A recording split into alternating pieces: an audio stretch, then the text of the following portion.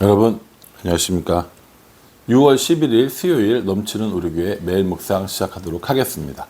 오늘 본 말씀은 역대상 13장 1절부터 14절까지 말씀입니다. 어제 본문에 다윗이 온 이스라엘의 왕이 되었어요. 왕이 되면서 잔치도 벌였지만 시글락에 있을 때랑 또 이 광야 요새에 있을 때에도 사람들이 많이 모여들었다라는 데까지 이야기를 했었습니다. 이제 본격적으로 왕이 되어서 여러 가지 일들을 하는데 그 첫 번째 하고 싶었던 일이 뭐냐면 여호와의 궤를 여호와의 궤를 자신의 성으로 가지고 들어오는 일이었습니다. 여호와의 궤, 이게 뭘 말하냐면 성막에 있는 법궤를 말하는 거죠. 이 법궤를 되게 여러 가지 의미로 많이 씁니다. 법궤라고도 하고 언약궤라고도 하고 여호와의 궤라고도 하고, 그러니까 그 하나님의 궤가 어떤 의미로 어떤 용도로 사용되어졌는가에 따라서 법궤라고 부르기도 하고 언약궤라고 부르기도 하고 그랬는데, 오늘 여기서 뭐라고 이야기하냐면 그 언약궤를 가지고 오자, 그 여호와의 궤를 가지고 오자라고 이렇게 이야기합니다. 그럼 이 언약궤는 지금 어디에 있느냐? 그 당시에 이 다윗 시대 당시에 제사를 지내던 산당은 기브온이라는 곳에 있었고, 그 언약궤는, 하나님의 궤는 다른 곳에 있었습니다. 거기 어디냐면 기럇 여아림이라는 곳입니다. 기럇 여아림에 왜 갔느냐? 사무엘 시대에 블레셋과의 전쟁이 있었잖아요. 그 전쟁을 하면서 언약궤를 가지고 갔단 말이에요. 언약궤를 가지고 갔다가 블레셋에게 뺏기죠. 그런데 그 언약궤로 인하여서 그 블레셋을 섬기던 신들도 막 부서지고 여러 가지 재앙이 생기니까 다시 갖다 주잖아요. 그 갖다 줬던 장소가 어디냐면 기럇 여아림입니다. 거기에 그냥 이 언약궤가 그대로 있는 거예요. 몇 년 동안, 대략 한 70년 동안 방치되다시피 해서 있는 거죠. 뭐 정확히 얘기하면 방치는 아니겠죠. 잘 모셔다 두긴 했겠지만 어쨌든 거기 있을 자리는 아니지 않습니까? 그러니까 다윗이 이제 그 하나님의 궤를, 언약궤를 다윗 성으로 가져오려고 하는 겁니다. 되게 여러 가지 의미가 있었을 거라고 생각이 듭니다. 먼저 기본적으로는 이 신앙적인 측면에서 하나님의 궤가 그곳에 있는 것이 좋지 않으니까 자신이 거하고 있는 이 다윗 궁에다가 옮겨놓고 나중에 성전을 지으면 거기다가 옮겨놓을 생각을 했겠죠. 그러니까 자신과 하나님과의 관계에 있어서 어떤 신앙적인 결단이 필요했을 거고요. 또 하나는 이스라엘 전체를 볼 때 이제 정치적으로는 통일이 되었잖아요. 그리고 이제 신앙적으로도 여호와 신앙으로 통일되어지는 것, 하나가 되어지는 것, 이렇게 하기 위해서는 하나님의 임재의 상징이자 실제적인 임재의 모습을 보여주고 있는 이 언약궤를 중심으로 모이는 게 좋았겠죠. 그러니까 그 언약궤를 어디로 갖고 옵니까? 예루살렘으로 가지고 오는 겁니다. 그러한 의미로 이렇게 하게 됐다는 거죠. 3절에 보시면요, 우리가 우리 하나님의 궤를 우리에게로 옮겨오자. 사울 때에는 우리가 궤 앞에서 묻지 아니하였느니라 하매, 사울 때는 이 궤에 대해서 중요한 마음을 몰랐다라는 거예요. 이 언약궤에 대해서 중요함을 몰랐고 또 가치를 부여하지도 않았는데, 이제 다윗은 그러지 않겠다라고 하는 겁니다. 그래서 이 여호와의 궤를 하나님 앞에 가지고 여호와의 궤를 이 다윗성으로 옮기려고 하고 있는 계획을 했다라는 거죠. 다윗은 이 일을 위해서 굉장히 많은 사람들과 이야기를 합니다. 1절에 보면 다윗이 천부장과 백부장 곧 모든 지휘관과 더불어 의논하고 이렇게 얘기합니다. 뿐만 아니라 온 회중과도 의논했다라고 얘기합니다. 되게 큰 이런 정치적인 신앙적인 이벤트이거든요. 의미도 부여해야 되는 거고요. 이런 것들을 혼자 하지 않았다라고 이야기하면서 다윗은 사울과는 다른 모습을 보여줍니다. 사울은 누군가와 상의하고 의논했다기보다는 자신이 하고 싶은 대로 했고 또 자신에게 좋은 말 해주는 사람들의 이야기만 들었습니다. 그런데 다윗은 모든 회중들과 함께 그리고 모든 지휘관과 백부장, 천부장과 함께 의논하여서 이 일을 처리하는 것을 보게 되어집니다. 아무리 좋은 일, 아무리 좋은 행사, 아무리 좋은 계획이라도 혼자 하는 것이 아니라 모두가 다 공감하면서 동의하면서 행하는 것이 중요하다라는 생각을 해봅니다. 아무리 좋은 일이어도 혼자 독단적으로는 할 수 없다라는 것이죠. 그래서 모든 사람들에게 동기를 부여하고 모든 사람이 그 가치를 깨닫고 모든 사람이 그렇게 함께하는 이 일들의 중요성에 대해서 저는 다시 한번 생각해 보게 되었습니다. 그리고 나서 이 기럇 여아림에 있는 여호와의 궤를 하나님의 궤를 옮기기 시작합니다. 그때 우리가 잘 알고 있다시피 우사라고 하는 사람이 이 수레가 흔들리니까 이 궤를 붙잡게 되죠. 9절에 보면 기돈의 타작마당에 이르러서는 소들이 뛰므로 우사가 손을 펴서 궤를 붙들었더니 이렇게 얘기합니다. 우사라고 하는 사람이 수레를 몰고 나오는데 기돈의 타작마당이라는 곳을 지나갈 때 소가 뛰어놀면서 이 수레 위에 있던 궤가 떨어지게 된 거예요. 떨어질 것 같은 거 어떻게 합니까? 급한 마음에 그걸 잡았다라는 것이죠. 그것은 잡으면 됩니까? 안 됩니까? 안 되죠. 잡으면 안 되는 겁니다. 하나님의 임재의 상징이기 때문에 거룩한 제사장들 혹은 뭐 하나님께서 인정한 사람들 이렇게 해야 되는 만져야 되는데 그냥 무턱대고 궤가 떨어질 것 같으니까 만져야지 잡아야지 라고 하면 안 된다는 겁니다.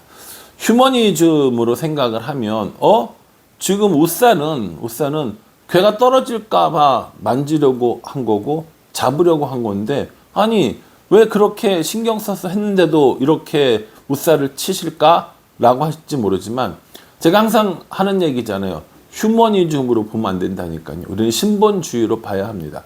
그건 하나님께서 하실 일인 거예요. 하나님께서 정하셔서 하실 일이라고요. 우사가 마음대로 하나님의 언약궤를 만지고 하나님의 어떤 영역까지 침범하는 것이 아니라 하나님께 맡겨지면 되는 겁니다. 떨어져서 깨져도 하나님이 하실 일이고요. 떨어지지 않도록 하는 것도 하나님이 하실 일이라는 거죠.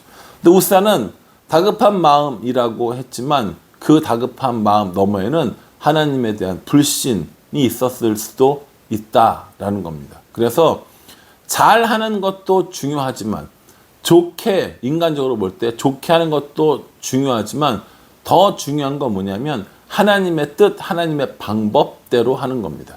이게 가장 중요한 거라는 거죠. 오늘 10절에 보면요.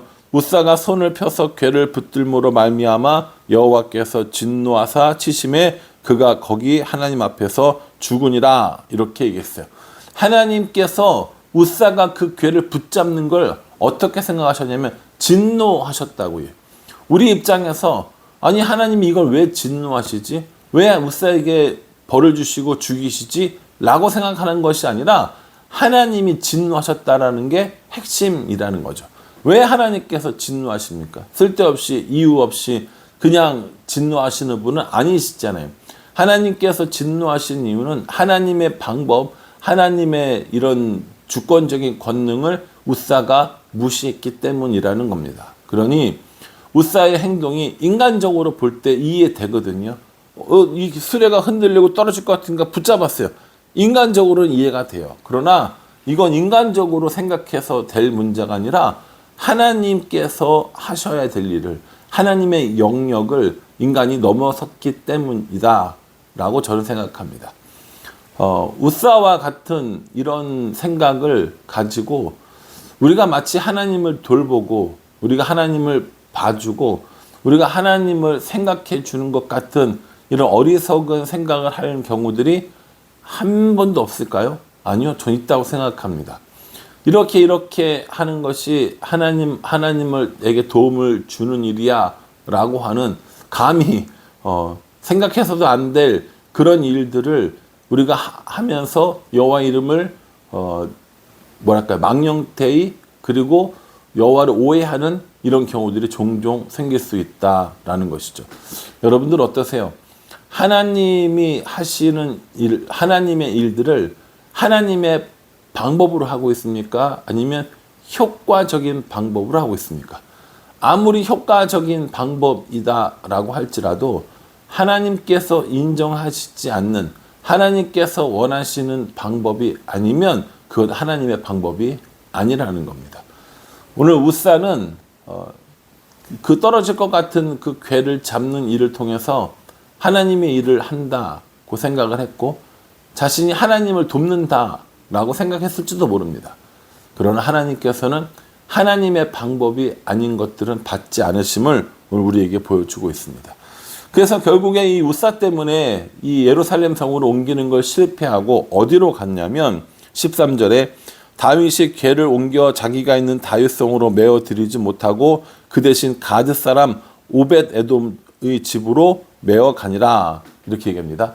기랴 여아림에서 다윗성으로 오는 길에 이런 우사의 행동으로 말미암아 오벳 에돔이라는 사람의 집에 이 언약궤가 가게 됩니다. 근데 이 언약궤가 갔는데 그 집이 너무 잘 되고 복을 받는 거예요. 14절에 하나님의 궤가 오벳 에돔의 집에서 그의 가족과 함께 석 달을 있으니라. 여호와께서 오벳 에돔의 집과 그의 모든 소유에 복을 내리셨더라, 이렇게 얘기합니다. 원래 지금 기랴 여아림에 있었던 이 언약궤를 다윗성으로 가져오려고 했는데 우사가 잘못된 행동을 함으로 말미암아 오벳 에돔 집에 이 궤가 머물렀는데, 하나님께서 그 오벳 에돔 집에 머물렀던 3개월의 시간 동안 오벳 에돔에게 너무 큰 축복을 주시는 거예요. 여러분, 그걸 보고 다윗이 속상했겠어요? 안 속상했겠어요? 저는 굉장히 속상했을 것 같거든요. 제가 뭐 마음이 좁아서 그런지 모르겠는데, 저 궤가 우리 집으로 다윗성으로 잘 들어왔으면 저 축복은 내가 받을 텐데 라는 생각을 했을 거라고 생각이 듭니다. 그래서 다시 한번 이 오벳 에돔에 있는 이 언약궤를, 하나님의 궤를 다윗성으로 가져올 계획을 생각하게 되는 거죠. 이게 이제 다음에 나오는 이제 본문인 거고요.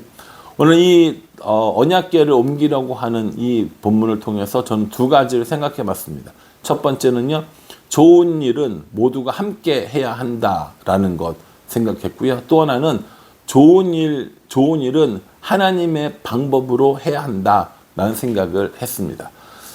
기럇 여아림에서 하나님의 궤를 옮기는 건 다윗에게도 이스라엘에게도 또 하나님에게도 굉장히 귀하고 중요하고 좋은 일이었습니다. 그것이 내 독단이나 나의 방법으로 하는 것이 아니라 하나님의 사람들과 하나님의 방법으로 했으니 얼마나 좋았겠습니까? 우사가 이런 일들을 행했기 때문에 잠시 오벳 에돔 집에 하나님의 궤가 머물게 되었으나, 이렇게 여호와의 궤를 다윗성으로 옮기는 건 하나님이 기뻐하시는 일이었다라는 겁니다. 그러니 우리도 옳은 일, 좋은 일, 하나님의 일을 하나님의 사람들과 함께 하나님의 방법으로 해야겠다라는 생각을 해봅니다. 교회 앞에 여러 가지 일정들이 있죠. 여름 성경학교, 여름 수련회, 뭐 단기 선교 등등등 되게 많이 있는데, 이런 것들을 하나님의 사람들과 함께 하고 있는지, 또 하나님의 방법으로 하고 있는지, 요거 한번 면밀히 생각해 봐야겠다라는 생각을 했고요. 여러분들 개인적으로, 또 저 개인적으로 제가 하고자 하는 일, 제가 하고 싶어 하는 그런 일들이 하나님의 방법대로 하고 있는지 한번 점검해 보려고 합니다. 우사처럼 내 뜻과 내 마음이 앞서는 것이 아니라 다윗처럼 하나님과 함께, 하나님의 사람들과 함께 하나님의 방법으로 해야겠다라는 생각을 해봅니다. 바라기는 저와 여러분 모두가 이 다윗처럼 하나님의 일을 하나님의 사람들과 하나님의 방법으로 해나가서 하나님께 영광이 되고 우리에게 넘치는 축복이 있는 삶을 살아갈 수 있기를 주님의 이름으로 축복합니다. 기도하겠습니다. 하나님, 언약궤를 옮기는 일은 좋은 일이었습니다. 이 좋은 일에 모두가 함께 동참하였으나 우사의 잘못된 방법으로 처음에 실패하게 됩니다. 하나님, 우리도 어쩌면 좋은 일을 한다고 하면서 내 이름을 내고 싶고 내 생각과 내 방법으로 하려고 하는지도 모르겠습니다. 그러니 우리들의 마음을 들여다보게 하시고 내 생각과 내 뜻과 내 방법이 아니라 하나님의 방법으로 해나갈 수 있도록 도와주시옵소서. 예수님의 이름으로 기도합니다. 아멘. 예, 말씀 꼼꼼히 묵상해 보시고요. 족보도 아니고 장군들의 명단도 아니고 이제 스토리가 있는 이런 내용들이라서 훨씬 더 쉽게 묵상하실 수 있을 거라고 생각합니다. 그 대신에 꼼꼼히 읽어보시면서 하나님께서 우리에게 주시는 이 말씀들을 잘 묵상하시기를 간절한 마음으로 기도하겠습니다. 감사합니다.